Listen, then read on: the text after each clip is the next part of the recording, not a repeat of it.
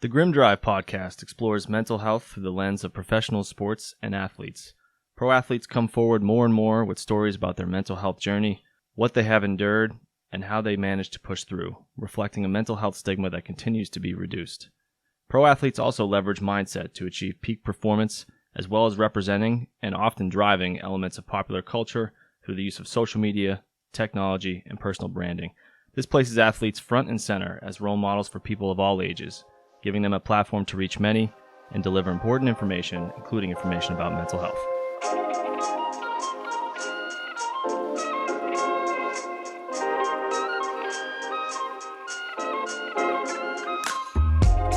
Welcome to the Grim Drive podcast, where we explore mental health through the lens of professional sports and athletes. My name is Jonathan Busfield, and joined here as always by John Cuna. Today we're going to be discussing mental health and education. So in a lot of these episodes, we talk about the importance of, athletes, pro athletes, athletes all over the globe kind of opening up about mental health. And a huge piece of the puzzle when it comes to solving, mental health, I would say the mental health epidemic that's kind of going on, is opening up and is being self-aware and is talking to a professional, talking to the people that you love and trust.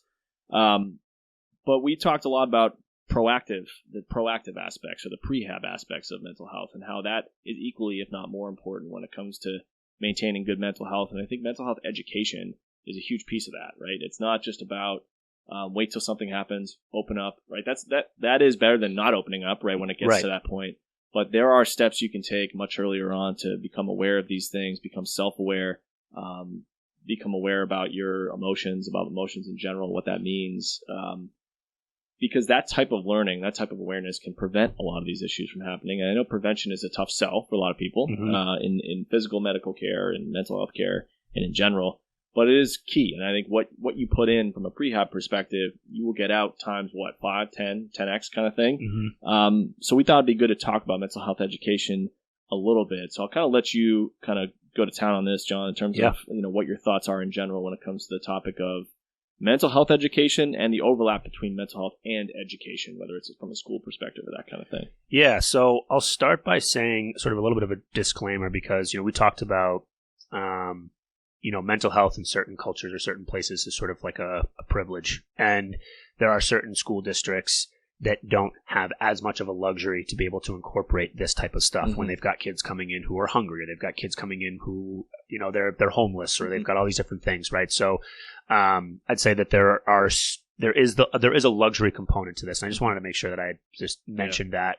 It doesn't mean that it's an excuse to not have it present at the schools, but the incorporation of it can look a little bit different. So a little bit about my background. I was in schools for almost 10 years, two different worlds, I guess I'll call them. One was an inner city at the Jackson Man School, which is a K through 8 regional school, so it pulled kids from all over. That's in Boston? In Boston, in Austin. And then I also worked in Lexington, which is, quite frankly, two polar opposites of worlds, two very different things. And mental health conversations weren't really, education-wise, like teaching kids about it was much more of a siloed practice when I was working in Boston. It was very firefighter-esque. The kid's got a crisis, kid's got a problem, kid's got something coming up, family member died, tragic death, sickness, illness, homelessness, whatever. I know you were giving me some crap about the systems piece, but I did a lot of social work systems work when I was working in Boston, so I'll give a little credence to that. But that's sort of what that work looked like. It was much more about finding basic needs for kids so that they could even be available to learn. So that was an uphill battle for there, but looked a little bit different. So in one respects, it's much more about just providing the supports for kids to be able to come to school to learn, and less about let's formulate curriculum to help educate and teach kids about the importance of your identifying your feelings, emotional regulation, whatever it happens to be. So it was a little bit different work there. And then switching into Lexington, which is a much more affluent town, much more privilege, the kids weren't as, in need of homeless, shelter or food or things like that. Those needs were met, and we did have availability to sort of construct curriculum. And I was a part of that. We rolled out a K through 8 curriculum that we helped to design. It was 2 lessons per class per year. which is a great start. Mm-hmm. It's a wonderful start going in there. We started with feeling ID in kindergarten. We did I statements with kids, or, bug and a wish, which it bugs me when you do this. I wish you would do that. We came up with all this really great stuff, a lot of good resources. And I think it's a great start. However, I do feel that it was more of we want this to be a part of our curriculum, but I don't know if doing 2 lessons a year is sufficient. I think this type of learning and this type of education needs to be integrated into everyday function. And that's a piece that I think that schools could really do some reform around. And it being not, we had our feeling ID talk, in September, and now it's, March, and kids have completely lost that knowledge, and we're not doing really anything to sort of systematically go. And then now I'm just working with the individuals who struggle, and I just don't know if it's a sustainable piece. I will also say that I've worked with some of the best people ever, both at Jackson Man and at Bridge Elementary. Shout out to both, with unbelievable support staff, counselors, teachers, things like that. And one thing that was really evident is that, and this can be a conversation that we can have, is where's the line with what schools are responsible for doing and upholding all the time? I think schools are a really easy dumping ground. And then on that, teachers are a really easy dumping ground. And so is the expectation that teachers are now therapists, right? And they have to be therapists to work with kids? I don't think so. I think that puts too much on the teachers. They already have lost, the flexibility to be creative in classrooms, because there's very systematic curriculum. They're being taught be creative but follow the curriculum, do this but also do this, and then now all of a sudden they've got to be therapists. It's too much. So I don't think that the burden lies on teachers to have to do that work. However, I do think that a lot of education, psychoed around things to look out for, ways to de-escalate, ways to support, different things. That's the stuff that I think that teachers can really be doing. Not that similar they need to coaches that we talked about. Yeah. Exactly. Give them the education and skills of how to work with different kids and different profiles and different behaviors, what to look out for, and things like that. One that I was, I worked in elementary school, and a lot of, when they would do creative writing time, a lot of young guys would write about war, or they'd write about weapons, or they'd write about, that type of stuff, or violence and things like that. And I would, all the time, teachers coming into my office being like, I'm really worried. He just drew a picture of a war and a gun, and I don't know what to do. And it's well, I know. And then just giving them education of that's a developmentally appropriate conversation and thought for kids, for young guys specifically to have. They're curious about war, they're curious about weaponry, and we'd go through here's the threshold that you should be concerned about. We start talking about dismemberment or over gore or things like that. That's a different conversation. But curiosity around weapons is a normal, typical developmental thing. Or roughhousing with guys on the playground. Typical, normal, right? And here's the threshold. So I think in terms of mental health support and education, I think we could do more to bump up the curriculum for kids, but I definitely think that where it would be most useful would be education of the teachers. And again, this is one of those harder conversations, because professional development is always a roll your eyes conversation when you're working in schools, oh, we got to go to professional development about this. And I can very easily see this being one of those things, particularly for more veteran teachers who have been doing this for 30 years, and then someone coming in there telling them how to do their job can rub people the wrong way.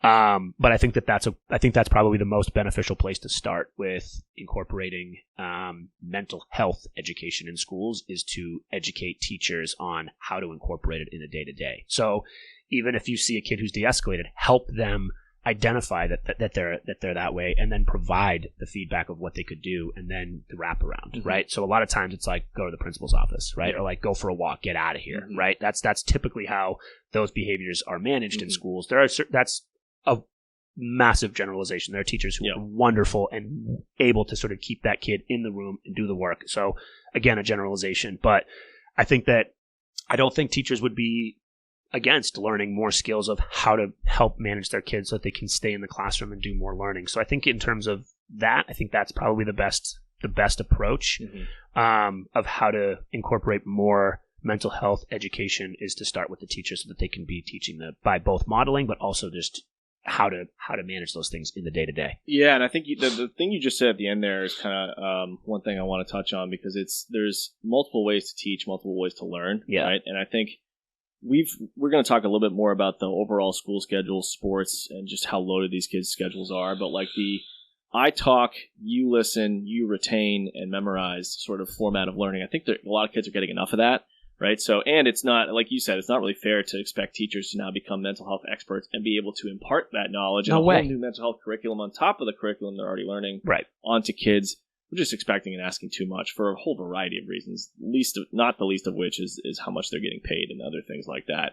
I agree with you. I think it'd be how you convey the right type of learning to teachers, definitely going to be a challenge, right? Because that continuing ed kind of thing does get an eye roll. So I think they have to be creative with how they impart that kind of knowledge or structure to teachers on the whole.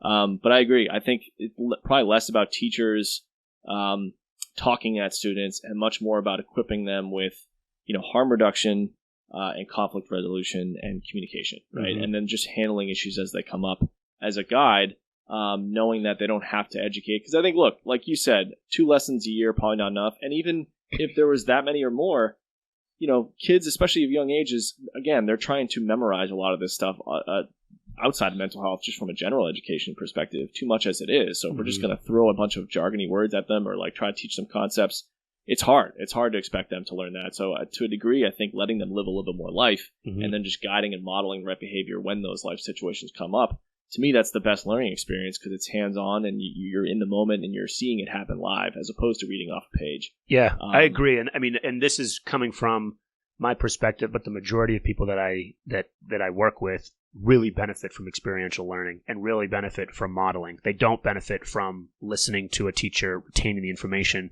Part of what they're working through is that they can't do that. So those 2 lessons that they get are almost meaningless because they're not able to really retain the information, and they would do far better to be able to like be dysregulated. A teacher come over to them and say, I notice you're feeling off. Is it frustration? Is it this? And try to help them identify the feeling that, hey, when I feel this way, here are some things that we can do. And like really like it might be painstakingly grueling to like walk them through the process, but for kids that present like that, that's probably the most efficient way. And again, this is from my personal experience, but that's probably the best way to help actually teach that kid. Not, okay, they keep acting up or they keep having a trouble, so let's bring somebody in to teach them a lesson on how to behave. That's not going to work. And I saw it firsthand. It didn't really work. It really worked when I was working with the kids individually and like doing the same stuff that you could teach teachers how to do. Again, and this is where I want to be cautious, and we'll lead into the conversation of like, is this even an appropriate place for the learning to take place? But it puts a huge, huge burden on teachers. Huge burden. They are already massively overworked, underpaid, and under-resourced. So to add an additional piece to them, it does feel a little bit unfair. However, I do think it would probably make their jobs easier if they were able to incorporate some of these things. So I think there's a balance that we can have. But I definitely think that giving them very, very like surface level skills would have a really tremendous impact of the rest of their day. Agreed, because at the end of the day, they're dealing with a large group of young, immature people, and that's hard enough as it is. And I would guess that the tendency of reactions, again, not every teacher, but the tendency for most teachers is, one problem, 1 out of 30 problem, remove, right? Go here, go talk to this person, that kind of thing. As opposed to maybe making it a teachable moment and doing something very subtle in those moments in terms of how to, interpret their behavior through the lens of what they might be going through, or how to address that in a way that's sort of productive for them, helpful for them, but not embarrassing and helpful for the whole class. That's a delicate thing, right? But I think it is teachable, in terms of whether it's continuing ed or doing something a little bit more hands-on for teachers, I would guess, as opposed to similar to how we talked about kids need less to just read and memorize. Maybe teachers do too, and so doing it in that way could certainly be helpful. I mean, this all relates to like, what is the right school schedule for students these days? Because we've seen the physical activity. Movement and physical activity has been removed more and more from school, the typical school day. Sports have become more and more intense. Expectations from an academic perspective have become more and more intense. And it's almost like we're sort of breeding workaholics. I mean, it does seem like their schedules, most of the kids I work with anyway, are like, it's just 7 days a week, basically. And if they're not here, they're there. And it's just like, they're always on until they're supposed to just fall asleep. And so it makes you question, why are we doing, is there a better way to do things? I personally think removing some of the, rote memorization and just talk at them, have them memorize, that test taking kind of stuff, removing some of that and implementing more physical activity, more mindfulness, more hands-on learning experiences for them to just interact with their peers. To me, I think that would be more helpful on a couple fronts. One, I think they'd learn more balance when it comes to the mental health side of things or the emotional intelligence side of things. I think they would have more hands-on experiences with life and conflict resolution and problem resolution in real time with their peers to have to work through that. I think it would reduce burnout because they're kind of doing too much as it is, and frying their brains as it is, trying to learn to memorize things. And then I would think it would take pressure off of the teachers to have to, so you bring in maybe a little bit less on the teaching front, more on the mental health specialist front, bring them in to kind of do certain things. Now, what that curriculum or process would look like, I don't even know. You'd know more about that, just having done that stuff you did with schools. But to me, I think part of what's causing a lot of mental health issues is that kids are just overworked. I agree. The expectations of what they're supposed to be doing is way too high. And I think that, amongst other things, directly correlates to mental health issues. Yeah, I agree. Like, free time or unstructured play is, like, not present. And I can't count how many times I had conversations with parents about, like, hey, have them just go to the playground, right? And, like, practice on being creative and, creating a game with friends. And the number one feedback that I got from parents was, there's no kids in the neighborhood anymore. There's no kids on the playground anymore because they all have structured activities after school, whether it's sports, whether it's Russian math, whether it's music lessons, whether it's, whatever it happens to be. Their kids are going from like 6 in the morning, 7 in the morning until like 5 or 6 at night. That's crazy. Yeah. It's crazy. Sometimes when you're talking later about, than that. Yeah, I know. Yeah. We're talking about like a 7-year-old. Yeah. So I definitely agree. I think it's a great book. I'm not going to remember the name of the author. It's called Spark, and it talks about the importance of brain health with physical movement and exercise, and how we've seen a massive deterioration as, like, to your point, movement from schools has been more and more pushed back. Recesses are being pulled back, less and less time, which I don't agree with. So I definitely think that the schedule is 100% a part of it, and the overscheduled kids right now are, to your point, I think that's a great point, that we're like breeding workaholics. Yeah. And then you ask them to, like, calm down and relax, they quite literally don't know how to do that because they've never been given an opportunity to do that. And one thing that we learned a little bit about at school, it's more of a new thing to your point about more hands-on stuff, is there's it's called PBL, or project-based learning, which is like, here's the problem. There's no guidance, no instructions, no anything. It's just, this is a problem that we have and we need you to solve it. And that was one of the most, and I took a course on it at school because I was fascinated by it. It was one of the most incredible experiences that me as an educator at the time went through. It was like, wait, I need like, tell me what I'm supposed to do. I need more, like, what is all this? And it was just like, no, figure it out. And that was I think that kids need more of that, more opportunities to be like, okay, we need to build a new gym, figure it out. Well, and without supervision. No supervision. Like, at least not hands-on supervision, right? It's just like, hey, collaborate, work together, problem solve. Absolutely. And like giving minimal information and letting them be creative of how that happens.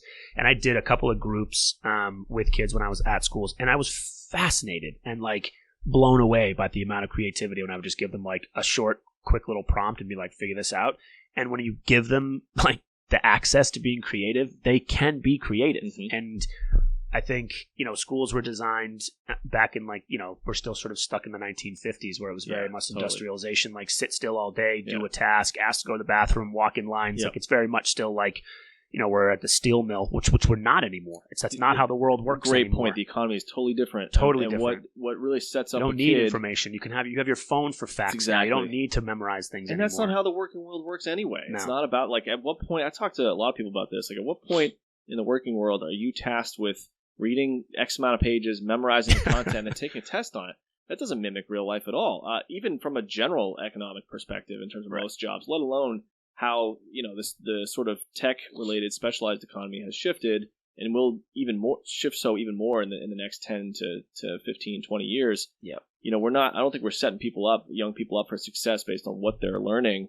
that's wasted time when they could be learning how to problem solve and sort of, being placed in positions where their brain and creativity can really go in the right directions. Mm-hmm. To me, so that's from a general learning perspective. And then, in terms of the content or topics of what they're exposed to, we've talked a lot about how there's, and I don't think this is necessarily on the schools, but there's a lot of holes in what a school is teaching, that really more relate to setting a kid up to become an adult that's self-sufficient and motivated and creative and driven in the right ways, but balanced, that kind of thing, whether that's, emotional intelligence, financial literacy. We've talked a lot about that. And that, I think, is an area where when it comes to the concept of learning or education, I would encourage people listening to recognize, this is especially the case for people who have ADHD or who, like, for whatever reason, they're, high school and or college, typically high school, middle school, and high school ruins the concept of learning for them. So they associate learning with school. Yeah, and that was me. It's a lot of people. And it's not, learning is not school. School is one forced, non-voluntary aspect of learning or one approach to learning, but it's not the only approach. And I think if you let school ruin learning for you, you miss out on so many amazing things. I mean, I think to me, when high school ends, or for people that go to college, when college ends, that's when the learning should begin. That's when it's about taking it upon yourself to find the right sources of information that interest you and that you're passionate about. Yeah. And, starting small, because I think when you start something new, it's very taxing. It's emotionally draining or physically and psychological draining when you're learning something that you've never been exposed to before. Right. It can be difficult in the beginning. I get this all the time with guys I work with who want to start teaching themselves more. They're in their late teens, early 20s, mid 20s, and they want to start learning about financial literacy. They want to start learning about real estate investing and all these different kinds of things. And they start reading, and they, school taught them to hate reading. And then they read a page every 5 minutes, and they lose track, and then they 5 pages goes by and they have to restart. They get so frustrated that they give up. And in reality, reading, especially reading, is a skill, and it's something that you have to sharpen over time, and it gets much, much easier as you keep going. But you have to keep going. You have to push through. It's never going to be as hard as it is when you first start. That's actually the hardest it's ever going to be. Great point. And I think you push through that and you expose yourself to more. People can accomplish so many things when they expose themselves to lifelong learning, and I think that's something that's so important. It's one of the pillars of stuff that I talk about with everybody is you've got to start reading, get into writing. These are two things that you can start doing now, and it's the same thing. I hate reading. Yeah. I hate writing, and it's well, have you ever written anything that you've had an interest in? Or there's multiple forms of reading, and it might sound weird, but for me, I used to kill myself finishing books that I hated. I don't waste my time anymore. Mm-hmm. I annotate now, so I used to not do that because I'm classic. Read a few pages and then my mind has wandered off somewhere else and being shoot, where am I? And have to go back and reread. Yep. So annotating helped with that. I think that and then also just the content that I was learning, the books that I was given when I was in middle school and high school, I had very little interest in actually wanting to learn, and it just turned me off to it. Exactly. And I never really, it was just, this is the way that you read. And I was never presented different options of you could also read this way, or you can also go about doing it this way. And I had to figure that stuff out after school. Yeah. But you made a great point that it will never be as hard as when you first start. Yeah. So you just have to keep at it. And once you fall in love for the first time with reading, it is pretty life altering. Yeah. And you start to really benefit from the education and why learning is so important and being a forever learner. We hear people talk about it all the time, and then you actually dive in and start doing it, and you realize what they're talking about. Absolutely. And there are a lot of athletes that we've covered that seem to be lifelong learners. I think Ndamukong Suh is a current football player who's got some great stuff on Twitter about financial literacy, financial freedom. He's clearly someone that is always exposing himself to new bits of information, trying to learn. Kevin Durant's probably someone who's he's really into investing, and he's always on the cutting edge of culture and tech and things like that. Shaquille O'Neal is someone who has been very wise with his money. Some pretty cool stories about him and what he's done from an investing perspective. Justin Forsett is someone we've talked about on a past episode. Used to play in the NFL. Sort of undersized, underrated, running back who has started his own business post NFL career.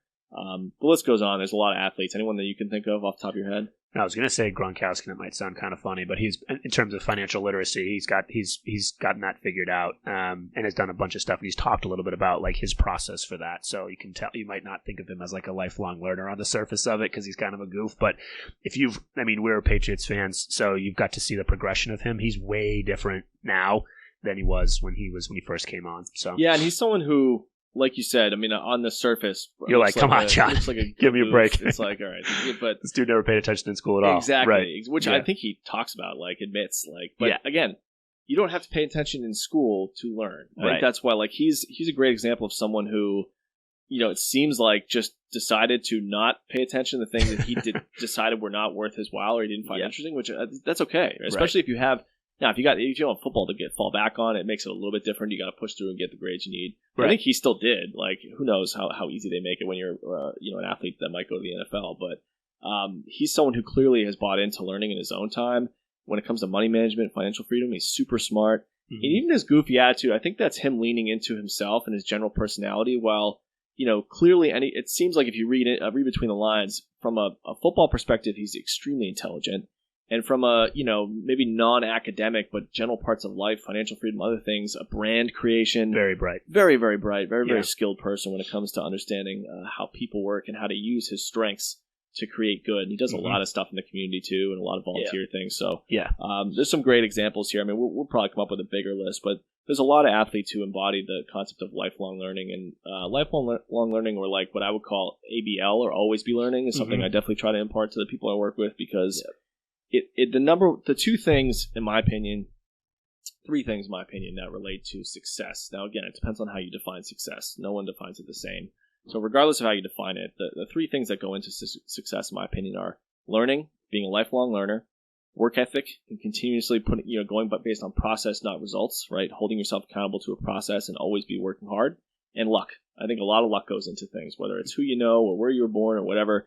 There's a lot of things click at the right time. There's a lot of luck that goes into things. So luck you can't control, but work ethic and always being learning, those two things you can control. And so for anyone that wants to make progress in life, and it's not going to happen overnight, but I think if you commit to learning and you commit to work ethic, good things will always happen, even if luck isn't always on your side on any given short span. Yeah, I agree. And to your point, luck only occurs when you're prepared. Very true. Right? So if you're not yourself in a position to benefit from the luck. Yep. Exactly. So certainly like luck happens and things like that, but if you're not prepared for that moment, then it will go and it will be a failure, right? Or it'll be called like a setback or things like that. But preparation is the key to unlocking luck, which we all experience. But that's, to the point that we've been making, for every episode pretty much, of the importance of talking about this type of stuff. This is all preparation of helping you when those moments come, that you're prepared to deal with it. Absolutely, and a lot of people will use the they were just lucky as a way to justify their own inaction. Mm-hmm. Makes themselves feel better, but you're totally right that even when luck happens, if you didn't do all the hard work that came in the first 9 stages out of 10 to put yourself in a position to benefit from luck, then it wouldn't have meant anything anyway. It would never happen because of your hard work. So it's a combination of those things. It's the hard work, it's the learning, and it's the luck combined.